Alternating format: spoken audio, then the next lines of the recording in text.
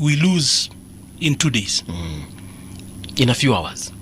Just a couple of 18 hours. I've done away with 1 billion because if it's 3, I'm assuming that the other billion that would have made it 6 would be lost in 6 hours.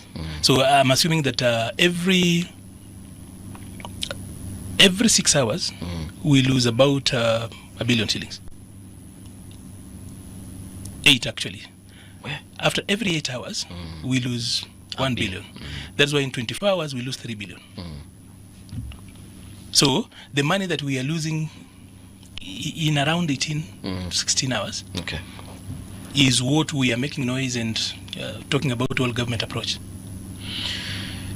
Okay, we will definitely talk about Nyota Fund, the registration, that is IBC at a different time, but let me ask a question. Those facts are actually very shocking. Yes, please. I've heard what those two fine gentlemen have said. So, do I hear you to be saying that this Nyota Fund will not achieve any good whatsoever?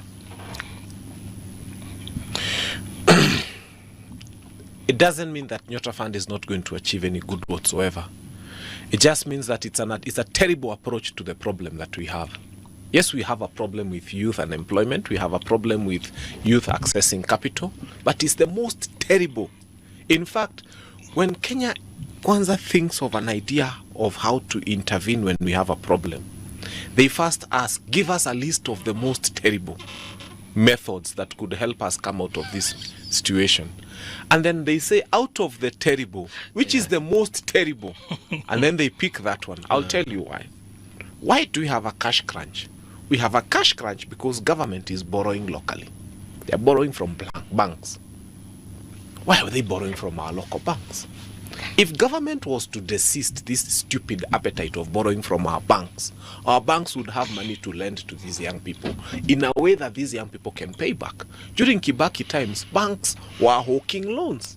It is known. I benefited from 4 loans during that time. They were not gifts. And I paid all the 4 loans. Unajua unachukua ka loan hapa mpaka they had to come up with CRP, but we paid. So all I'm saying is avoid the most, because they do give us the list of the best approaches. They get the list. Then which ones are the worst? Then from the worst, which is the most terrible? And here it is. That's what they chose. If it's not stinking, if it's not stinking, Kenya Kwanza doesn't want it.